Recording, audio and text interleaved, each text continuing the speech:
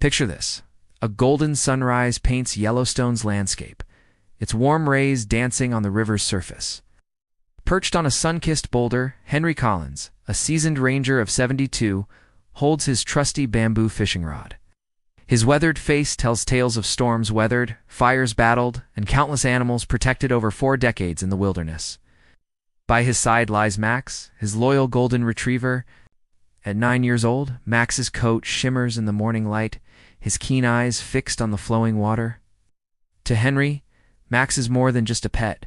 He's a partner, a confidant, and the last witness to a life dedicated to the forest. 8 years earlier, Henry had rescued Max from a shelter. The loss of his wife Margaret had left an unbearable silence in their cabin at the forest's edge. Max filled that void with warmth, teaching Henry that love could extend beyond humans to any creature willing to share it. This morning, Yellowstone feels timeless. The pines whisper secrets, trout stir beneath the surface, and Henry breathes in air so pure it seems to cleanse even his memories. His grandfather's words echo in his mind. The river gives you what you need if you wait long enough. Suddenly, the tranquility shatters. Max leaps up, ears alert, nose twitching. He paces the bank, sniffing frantically. Henry has learned to trust his dog's instincts. When Max is on edge, something's amiss. Easy boy, Henry murmurs. But Max freezes, tail rigid, eyes locked on the far shore. Then he barks, sharp, urgent, desperate. Before Henry can react, Max plunges into the river, swimming hard toward the center. Henry's heart races. Only then does he spot it. A small, dark shape flailing helplessly in the current. His ranger's eyes instantly recognize a black bear cub, just months old, its fur soaked and clinging to its frail body. The cub fights the current, its tiny head dipping under repeatedly. Its strength is fading fast. Max reaches it, attempting to grab its scruff as he would a stick, but the terrified cub resists, claws thrashing. They nearly go under together. Fear grips Henry. Kicking off his boots and tearing away his jacket, he hurls himself into the icy river. The cold shock steals his breath, but adrenaline propels him forward. The current tugs him toward jagged rocks, but he forces his aching arms onward. By the time he reaches them, both Max and the cub are exhausted. The cub's golden eyes are half closed, its body shivering violently. Max's strokes have slowed, his strength nearly depleted. Henry wraps an arm around each, clutching Max's sodden fur in one hand, the cub's tiny body in the other. Their weight drags him down, every stroke back to shore a battle.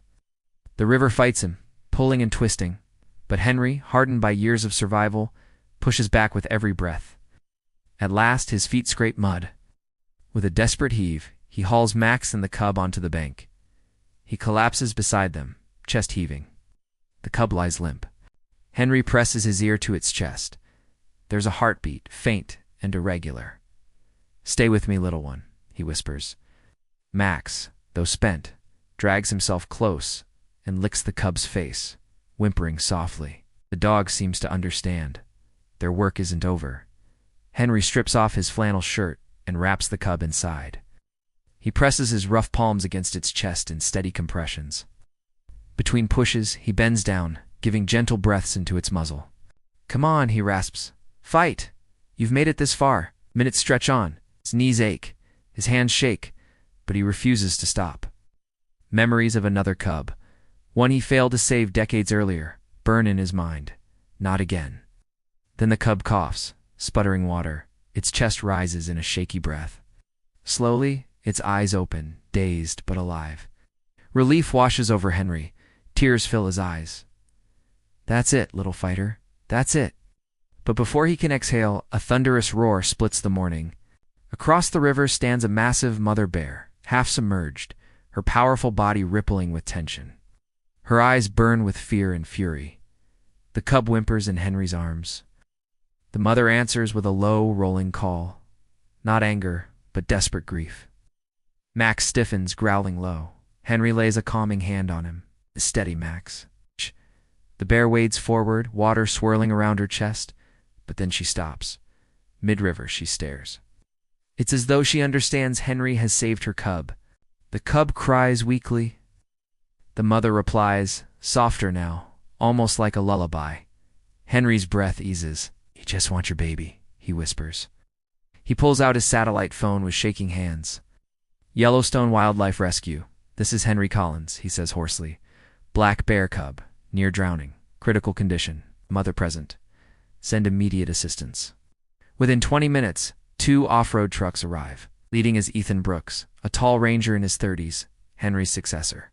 Beside him is Dr. Olivia Reed, head of the Wildlife Rescue Center. Ethan quickly assesses the scene. Henry clutching the cub, Max beside him, the mother bear still waiting. You all right? He calls. I'm fine, Henry answers, but the cub isn't. Dr. Reed hurries over. The cub is hypothermic, exhausted, and bears a wound on its hip, likely from a poacher's trap. We have to move it now, she says. Ethan lights smoke flares across the water, creating a barrier. The mother backs away reluctantly, but doesn't charge. She seems to sense their purpose. Henry lays the cub into a padded transport box. Its eyes meet his one last time. You'll be all right now, Nova, he whispers, naming her for the golden spark in her gaze. The convoy races to the rescue center. Henry sits beside the box, Max pressed against his leg. He whispers to Nova, telling her stories of rivers, pines, and stars, as if words could anchor her spirit. At the center, Dr. Reed's team works tirelessly, cleaning the wound, stitching, giving fluids, and antibiotics. Hours later, she emerges with a weary smile. She'll make it. She's a fighter. Henry and Max are allowed in. Nova lies on blankets, eyes open, breathing steady. She stretches a paw through the bars, brushing Max's nose. The dog licks her gently. Henry's chest swells with warmth. In the days that follow, Nova grows stronger. Henry visits daily, Max always at his side. Their bond with the cub deepens, astonishing everyone. By the 5th day, her family appears near the fence, the mother bear waiting, eyes fixed on the building. Each night she calls softly, and Nova answers. When Nova is strong enough, she's moved to a large enclosure by the forest's edge. The moment she smells her mother, she runs to the fence, calling. The mother approaches, their paws meeting through the wire. Even hardened rangers weep. The next morning, the gate opens. Henry stands with Max as Nova hesitates, then bounds across the grass. The mother embraces her cub, licking her from head to paw. The sibling nuzzles her. Even the father joins, sniffing gently. Then the mother bear turns. Her dark eyes lock on Henry's. Slowly, she dips her head in a deliberate nod. Henry's vision blurs. He nods back. Max barks softly, as if echoing thanks. The family disappears into the pines. Nova glances back once, gives a faint cry, then vanishes. Henry and Max linger long at the gate. At last, Henry rests a hand on his dog's head. We did the right thing, old friend, he whispers. And deep down, he knows the forest will never forget.